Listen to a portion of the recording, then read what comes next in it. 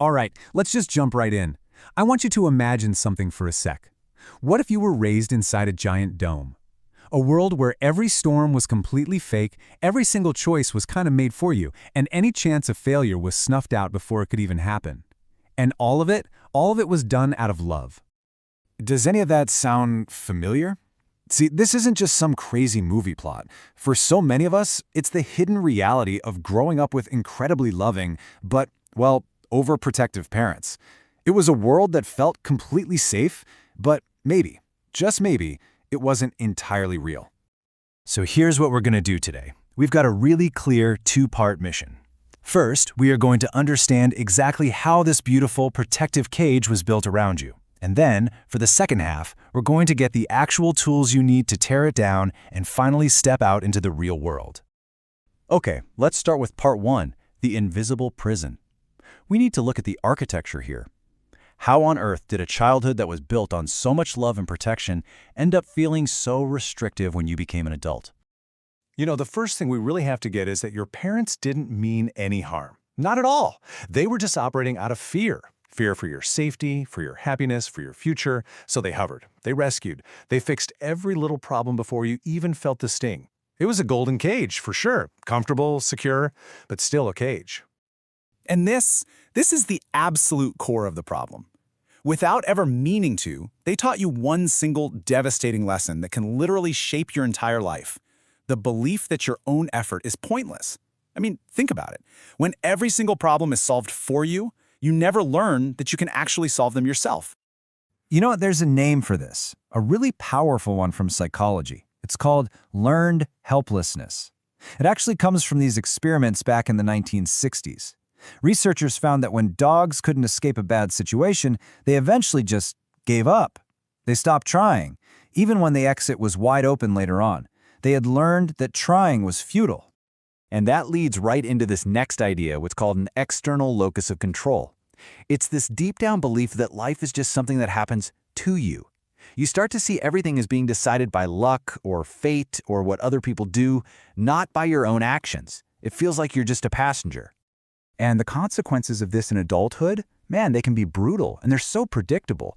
You get crushed self-esteem. I mean, of course, right? You were never really allowed to prove what you could do. Sky-high anxiety, because the real world, the one you can't control, feels absolutely terrifying.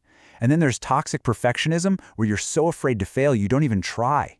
And finally, codependency, where your entire sense of self is tied up in pleasing other people.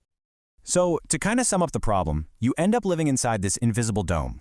The sky's just painted on, the weather's always controlled, and you've been taught to believe you have zero power to change any of it. So you freeze up, you overthink everything, and you just wait for someone else to give you permission. But here's the good news, and this is the most important news of all. Domes, no matter how strong they seem, are made to be broken. It's time to pick up the hammer.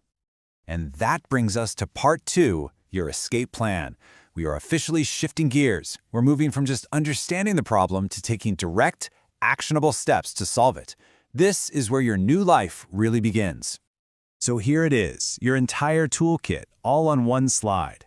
5 clear, totally manageable steps to your freedom. We're going to walk through every single one, giving you a practical roadmap to get out of that dome. Step 1 is all about finding your North Star. Look, before you can leave, you've got to know where you're going, right? This means creating your own internal compass. You have to ask yourself, what truly, deeply matters to me? Not to my parents, but to me. Is it freedom? Is it authenticity? Growth? Whatever it is, that becomes your new guide. Next up, step 2, we've got to build a wall. And we build it with boundaries. This is all about creating the space you need to actually grow. So you practice saying calm, clear things like, I appreciate the offer, but I need to handle this on my own. And listen, you will feel a wave of guilt. But the key is this, that guilt isn't a sign you're wrong, it's a sign you're growing. It's just the dome's old alarm system going off. Step 3 is so powerful. Start tiny, win often. This is the direct antidote to that learned helplessness we talked about. Pick one ridiculously small thing you normally avoid, like making a dinner reservation or sending a tough email, and just do it yourself. Every single one of these little wins is a hammer blow against that dome. It's proof to your brain that your effort does matter. Now for step 4, let's borrow some superpowers from psychology and philosophy. When that voice in your head pops up and says, "You're gonna fail," try this trick from a type of therapy called ACT. Just say, "Hey brain, thanks for the thought," and then picture it just floating away like a cloud. And from the Stoics, focus only on what you can control, your actions. Everything else is just weather. This shrinks anxiety down to size. And finally, step 5, get back up. Look, you have spent your whole life being monitored, but what you need now is to be supported. You do not have to do this alone. A good therapist can be your guide. Supportive friends can be the wind in your sails. And self-compassion? Well, that's the ship that's going to carry you through the storm. And this all leads to the final, really important mindset shift.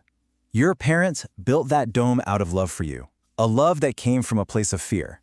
Your job now is to tear it down out of a different kind of love, a love for yourself and for the real, authentic life that is waiting for you. This isn't an act of rebellion. It's an act of self-realization. The door to the dome is right there. It always has been. The stairs are just waiting for you. So the only question left is the one that really matters. Now that you know the set is fake and the sky is painted, what are you going to do with your one real unscripted show?